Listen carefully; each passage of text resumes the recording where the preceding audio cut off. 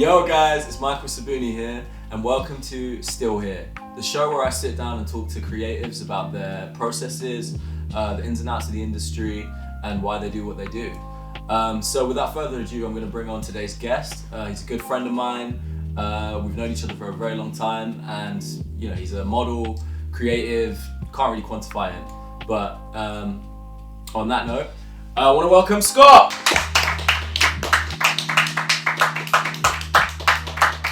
You're looking bright, as always. Thank you, darling. I feel good. So, how has the whole experience been so far, being here at? I think it's been really sick. Like, everyone's just chill. Everyone's happy. I mean, like, everyone here gets along, and that's what we wanted. I think, as well, like, being in the quarantine, lockdown, the whole Rona situation, coming somewhere as vast and open and really refreshing my batteries personally. Can't speak for everyone else. No, I agree. But, like, coming from a creative place as well, I'm feeling a lot more motivated and inspired. Explain for those people that are watching that don't know, what is Here Still to you? Like, why now? Like, what's going on with it? I think personally, like, the creative industry is starting to lose its essence, its substance, and what makes it creative. And I think it's becoming more of an industry. And I mean, obviously, you need to monetize these things because people need to make a living, and that's completely understandable. It's come to the point now where everyone thinks they're a brand, everyone thinks they're this, everyone thinks they're that, and we're losing the human side of creativity, which is the side that drives the creativity. So Here Still basically is just a way to reinvigorate that mindset and reinvigorate the culture, showing people that it's good to be open with your creativity and honest with your creativity. We're all human. We all understand each other as much as we don't understand each other. You know what I mean? We all come from the same place and we all leave the same way. So why are we trying to fucking be edgy about it? You know what I mean? It's just stupid. So yeah, Here Still is just basically a big old fat love letter to the creatives of the world and opening our arms and saying like, look, it's calm. We're here. Are you the leader? Would you consider yourself a leader? I'm not a leader. I don't think it's a matter of who's a leader and stuff, and I don't think it really even matters. I think we've all got a common goal, and we all understand what we're doing, and the outcome is to, like I said, shed a light on the creative industry and showcase that it is a light. You know what I mean?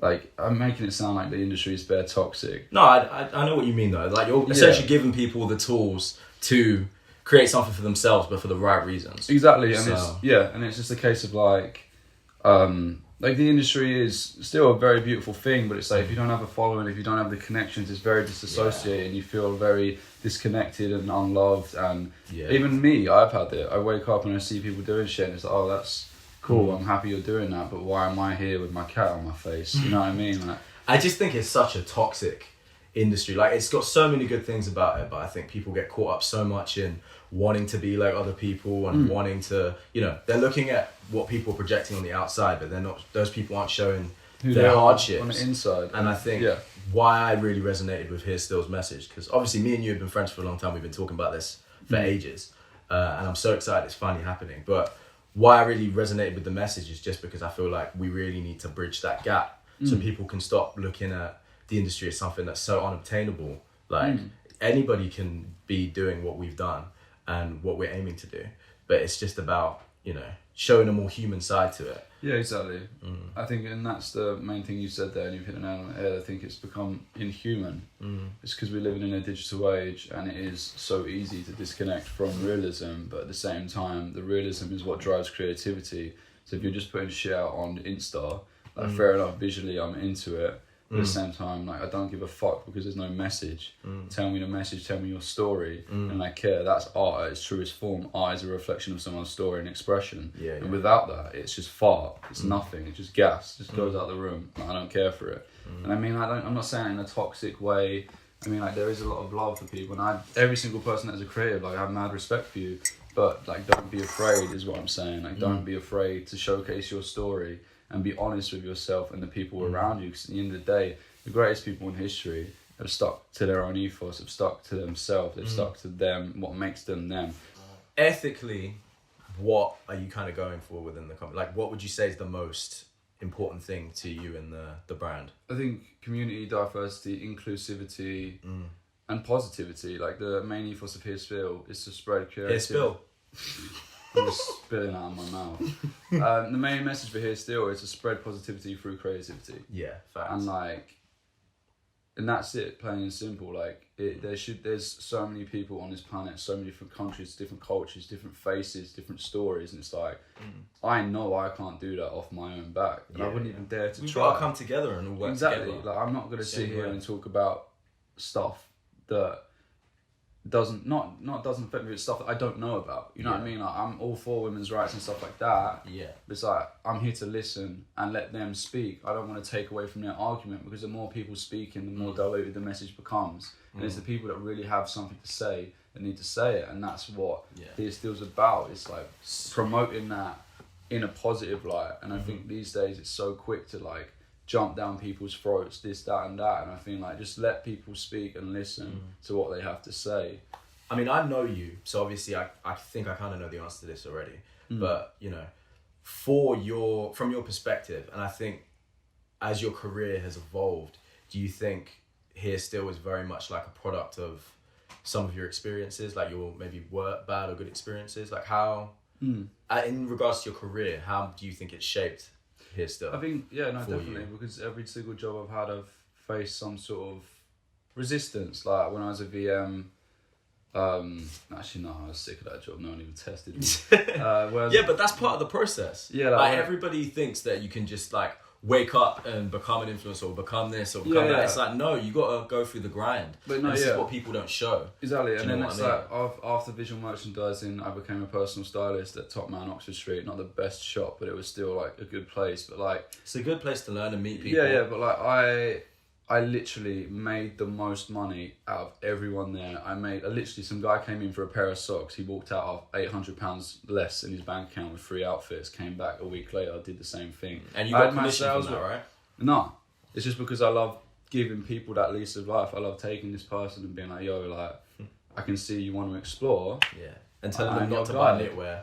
Yeah, don't buy knitwear. If you're in a shop here and the knitwear's on a hanger, don't fucking buy it. It's so dumb. Like, knitwear stretches if it's on a hanger. Fold your fucking knitwear. Alright, another tip. The heavier the fabric, the heavier the product, the better the fabric. We won't get into that sort of stuff. We'll do a different episode, show pending. But yeah, no, and then like I was a personal shopping assistant.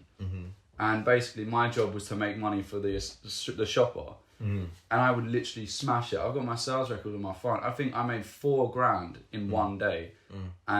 And like, but I was not allowed to be promoted because I was 19. I wasn't allowed to be promoted because when it was not busy, I was on my phone. Yeah. And so, well, these people that are higher up, they clearly didn't have an understanding of the way that people are and the youth. And like, just because I'm sitting on my phone doesn't mean I'm not doing anything. It was a case of like, I'm researching, I'm into fashion and art, and that's reflected through my styling. So if you're sitting there and desensitizing stuff from me, if you're trying to block so I just walk into Top Man, look at Top Man clothes all day and then go home. And you're making money for somebody that at the end of the day, they don't even know who you are. Yeah, it's like, how are you meant to put your heart into that? How are you meant to even enjoy that? It's like, they're just exploiting you. No, exactly. And then it just got to a point where I was like, no, like, run yourself, go fuck off. Like, I just, I don't care. Like, and then after that, I went into presenting for people. And then like that was good. Like, and it was an alright experience, but it was more of a case of like,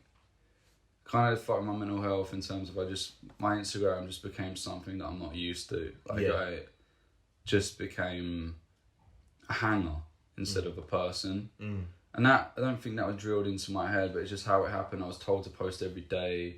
I was blah, blah, blah. Like, it wasn't malicious in the intent. But you're like property in a lot of ways. But I didn't feel like that, but I just think it's just like I was thrown into the deep end. I was just some boy who liked styling and fashion and stuff. And then... Yeah, but you were younger. Like, I'm a bit obviously, kooky. it's an exciting experience. You're not going to say no. Like, I wanted to do benefited. it. And I'm not saying it was a bad experience. I'm just saying like, it threw me into the deep end of the culture, and that's why... Ooh, I need a drink. That's why I can understand. Tea is class. My tea's nice. It's got honey and lemon. But I mean, like, I'm not saying it like a bad thing. It was a good experience, and I'm glad it happened to me because I wouldn't have been in the room with the people I'm in a room with. No experience right should be seen. I mean, like, I met you through a fashion show. You sat next to me, and they were the people that got me in that fashion show. There we go. I mean, lovely Danny over there, Eddie. It's good though, and like, that's. what it's all about. Like there's so much as this industry can be toxic. It's like you can make a lot of good friends out of it. It's like too. I mean, like I'll give you a little metaphor. It's like a pineapple pizza. It's peak, yeah, but you can just take the pineapples off and make the most of it. And that's a very good analogy, to be fair. Metaphor of the day. That is a very good analogy. Everything is a product of that, and I think that's the thing. Like this day and age as well. Like people are quick to like snap back, but you need to realize, yes, there is negatives, but without the negatives, there are no positives. Happiness is a fucking illusion. It's not healthy to always be happy. You need to be joyful. The happiness comes at the right moments. Yeah. Without the sadness, without the strife, without the negativity, how do you know? How do you strive for more? You don't. Yeah. You're just content.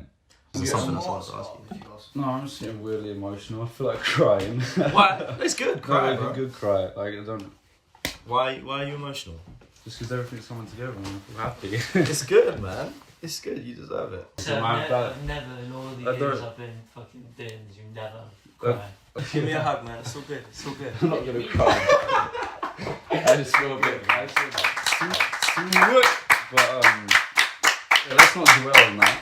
Let's keep it going. So let's talk about more what you do in terms of like Instagram and post. Like it's even bizarre to me to say that because we obviously both do the same thing. We will, and you not so much these days, but posting up outfits and you know how that is even a career in this day and age is just crazy. Man, it's stupid as fuck. But for people that obviously fans you, they probably want to know like where do you get your inspiration from with that sort of stuff? Yeah, like right now you wearing bright orange pants with a horse on it. Like explain yourself. We're in a farm. We're in a farm. I had to represent. These are 100% sustainable. Shout out Adam Jones, Kids of Madness. Big brand. We should get him on here at some Yeah, point.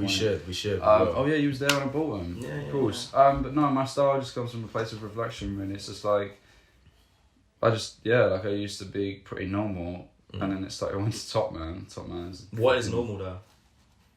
I can't even remember. I mean, I've always been like posy and like there's baby photos of me, and I'm like when I'm like 5 and I'm on rocks like this, like shit like that. Like, but I think it's just a case that I went to Top Man once and I tried on a pair of skinny jeans, and it's just like, oh, this is cool. Like, it wasn't a case of like, oh, look at me. It was just a case of like, oh, this is what I like, and that's my message really. It's not, I'm not doing this for any. It's just how I feel. And it's like plain and simple. Like sometimes I look like shit because I feel like shit. You know what I mean? Like, and other times. So you dress how you feel. I just grab. Mostly, it's just I surround myself by clothes that I relate to and I appreciate. And like plain and simple. Like, it's just a reflection of me. Like I have brands that I lean into, like online ceramics. I fuck with. Like half my shit's online ceramics. Like fucking Awesome's another great brand. Like Half Sick. Fucking. I love Converse. Like anyone that spreads the same sort of ethos that I spread and like the same sort of message that I showcase is just stuff that I want to represent, and like that's the sort of stuff that I think people should do. It's not about the tag, it's not about the look, it's not about if fucking ASAP wears it. Who gives a fuck about ASAP? You know what I mean? Like it's about how you feel, and it's about what you want to reflect and what you want to put out there. And if you don't resonate with the clothing, you're not going to resonate with life. And it's just like, that's my thing. I think it's just a true reflection of how I feel. And it's just a case of, like I said, just surrounding yourself with stuff that you vibe with and then pick it out. And like, if you fuck with it all, it just organically fits. Because the thing is, at the end of the day, like, you may wear clothes, but people let the clothes wear them. You can just go to a charity shop and get like 3 outfits and you can look better than somebody who spent it's just like £200 on an outfit. Like, exactly. And it's just a case of like, oh, people be like, oh, sick, you got that Balenciaga hoodie. And then they're like, oh, cool. So? You know what I mean? Like, cool. Like, it's just a hoodie that says Balenciaga and now you can't eat. Do you have a rule? Like, people, like, my friend doesn't buy anything he can't buy 3 times. What do you mean? Like, he won't buy a clothing item unless he can buy it 3 times. Oh, I mean, that's a good rule. I have a rule. I don't have these rules. I'm just impulsive. My rule is monetize it by the like. So like, say something's £60. If you're gonna wear it 60 times, then buy it. If you're not gonna wear it more times than it costs, then don't. But like, yeah, like I think if you can see it says, for example, this was 65 and I've worn it 65 times, and now I know it's a good buy, and I'm done with it. And that's another thing as well, is that I don't get connected to products and clothing and stuff. Like I'm very Like, it's just fucking clothes. Like, in the day, like, if you want this t-shirt, you can have it. I've worn it 65 times. Okay, I want it right now. Actually, I'll take that back. It's my favourite t-shirt. But you know what I mean? Like, I've literally been running around giving people clothes from my suitcase since we've been here. But it's not... But it's just because I just don't care. Like, I think... Yeah, it's a material thing. It's so It's fucking... hard not to get, like, attached, you know? Yeah, there are certain things. Like, I used to have this Margiela coat that I sold on Depop, and I regret that. And I miss it. But at the same time, it's like, well...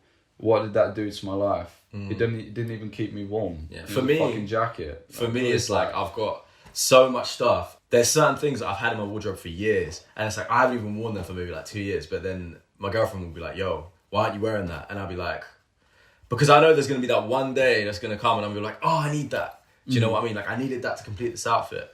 But yeah, and I'm trying to work on that because it's not a good habit to be in. I guess my final question to you would just be, where do you see all of this in 10 years? Hopefully, in an like, ideal world. Unifying the creative industry across the world. Like, it's not just a London thing, it's not just an England thing. This is about a great state of mind, about bringing creativity back to its original source, about people creating for the sake of creation, not creating for the likes, not creating for the paycheck. Like, raw form creativity, raw form expression, people being themselves in an honest and pure place that no one's going to judge you, no one's against your vision, and no one wants to fucking hold you down. We're bringing everyone up. It doesn't matter if you're here right now, it doesn't matter if you're not here right now. Like, legit, it's such an open, inclusive thing. Like, I don't give a fuck. Even people that I don't fuck with are welcome. People that have slighted me are welcome. At the end of the day, everyone's human, everyone makes mistakes, everyone is still on the same journey. As much as the destination's different, it's all about just doing what's right for everyone. And I think that it's just become such a me thing. Yeah. And it's like, that's fine, and I get it. Like, you do need to look out for yourself, you do need to care for yourself, but at the same time, don't push other people down. Like, don't tread on other people's heads just to get to the top, because at the same time, like, when you get to the top, the view's shit. Together. But like, no, but yeah. real rap though, like. No, I mean, like, yeah, like, I mean, like, getting to the top isn't always as good as people think. It's about the journey, and I think, like, everyone wants to be a rock star, but no one wants to carry their amps up 7 flights of stairs. No one wants to sit up. No one wants to do bar gigs. No one wants to fucking, you know what I mean? Like, everyone wants to be an artist, but no one wants to fucking starve. Everyone wants instant satisfaction in this industry, and that is good. And if you can get that, then go to you. Like, that's sick. But at the same time, like, the journey is what defines you. The journey is what creates you. And like, if you take away from that, you're taking away from yourself, because like, how can you understand yourself if everyone says yes, if you always succeed? It's failure. I strive for failure.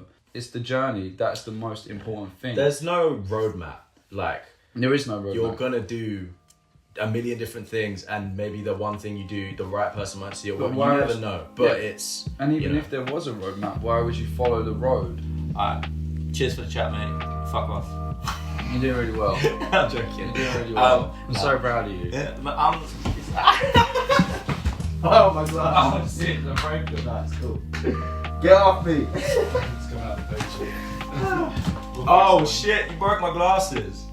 Alright, so you guys at home, thanks for tuning in. Next time we're going to have Danny on. She's an amazing photographer. Make sure you guys like and subscribe, and we'll see you next time. Alright.